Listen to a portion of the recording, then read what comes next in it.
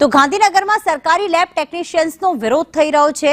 સત્યાગ્રહ છાવણીમાં મોટી સંખ્યામાં આ કર્મચારીઓ ઉમટ્યા છે। ઇન્ફેક્શન અલાઉન્સ, નોન પ્રેક્ટિસ અલાઉન્સની માંગ કરી રહ્યા છે। આઉટસોર્સથી લેબ અટેન્ડન્ટ સહાયક આપવા માંગ કરવામાં આવી રહી છે। ઉચ્ચતર પગાર, અન્યાય અને વિસંગતતા દૂર કરવા પણ માંગ છે। કોરોનામાં રજાના દિવસે કામગીરીના પગારની માંગ કરવામાં આવી રહી છે।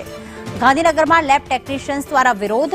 સત્યાગ્રહ છાવણી પર તમામ સરકારી લેબ ટેકનિશિયન્સ એકઠા થયા છે અને અલગ અલગ માંગ કરી રહ્યા છે કે તેમના ઉચ્ચતર પગાર તેમને આપવામાં આવે, વિસંગતતા જે છે બધાના પગાર ધોરણમાં તે દૂર કરવામાં આવે અને ખાસ કરીને અલાઉન્સ કેટલાક આપવામાં આવે।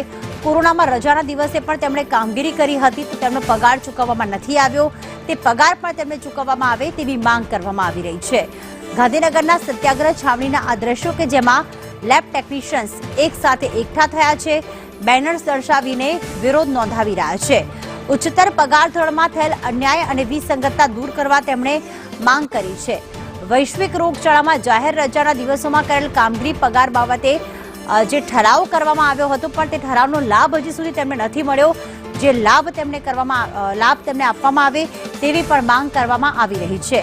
સાથે જેવું કહેવામાં આવ્યું છે કે જે મેલેરિયા સુપરવાઇઝર અને મેલેરિયા ટેકનિશિયન જે ખાલી પડેલ જગ્યા છે તે પણ ભરવામાં આવે।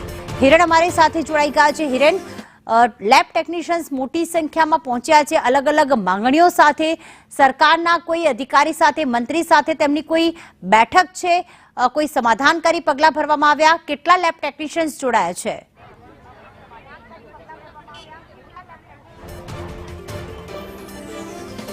કોરોના મહામારી સમયે સરકાર સાથે જે સમાધાન થયું હતું ને એ વિષયો પર હજી સુધી કોઈ નક્કર પરિણામ ન આવતા આજે અલગ અલગ જિલ્લામાંથી ટેકનિશિયન જે છે તે ગાંધીનગર અહીંયા પહોંચેલા છે। એમની જે માંગણીઓ છે, માંગણીઓ 6 જેટલી મુખ્ય માંગણીઓ છે, જેમાં પ્રાથમિક આરોગ્ય કેન્દ્ર કક્ષાએ લેબોરેટરી ટેકનિશિયન જે છે એમને નોન પ્રેક્ટિસ અલાઉન્સ આપવાની રજૂઆત છે, એ પણ આની અંદર સમાવેશ કરી લેવામાં આવ્યું છે। જે અહીંયા આવેલા છે એમની સાથે જાણીશું શું માંગણીઓ છે, કેમ રજૂઆત માટે અહીંયા સુધી પહોંચવું પડ્યું। કોરોના મહામારીમાં પણ બધાએ કામ સરખું કર્યું છે, બધાએ કામ કર્યું પણ અમને પૂરું વળતર નથી મળ્યું। 130 દિવસનો પગાર છે, બીજી કેડરને મળ્યો, એ આજ સુધી અમને નથી મળ્યો। બીજા પણ ઘણા પ્રશ્નો છે।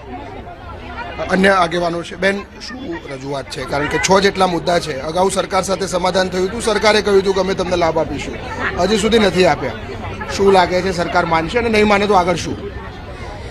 સરકાર, અમને નથી લાગતું કે 2 વખત લાભ આપવાનું કહીને જે બંધ રહ્યું છે એ અમને નથી લાગતું કે અમારા જલોદ આંદોલન વગર એ માનશે। અને બીજી વસ્તુ કે 5 માંગણી છે।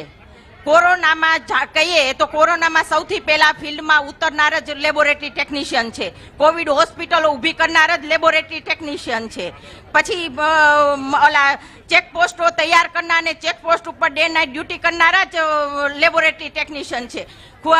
જિલ્લા મહાનગરપાલિકાઓ, નગરપાલિકાઓમાં શેરીઓમાં જઈને બધા જ વેપારીઓના ટેસ્ટ કરનારા એ લેબોરેટરી ટેકનિશિયન જ છે, છતાં પણ આ અન્યાય અમને કરવામાં આવી રહ્યો છે। એટલે આ અન્યાય અમારો દૂર કરે। અત્યારે સરકારે મુખ્યમંત્રી નિદાન યોજના માં 64 ટેસ્ટ પીએસસી ઉપર કરી નાખી છે, તો આટલું બધું કામ તો કરીએ છીએ છતાંય સરકાર એમ કહે કે અમે તમને આ વસ્તુ ન આપીએ તો પછી અમારે કામ કરવાની શું જરૂર છે? એટલે સરકારને અમારી નમ્ર અરજ છે કે અમારી ઓલી શું કહેવાય ધીરજની કસોટી ન કરે અને અમારી વાણી છે જે અમારી વ્યથા છે એ ઝડપથી સાંભળે અને એનું સોલ્યુશન આપે। કોરોના સમયે જે કામ કર્યું છે એનું રજા પગાર અને અન્ય લાભોના સંદર્ભે 6 જેટલા મુદ્દાઓની માંગણી સાથે સત્યાગ્રહ છાવણી પર આજે આંદોલન કર્મચારીઓ કરી રહ્યા છે। આભાર હિરેન તમામ વિગતો માટે।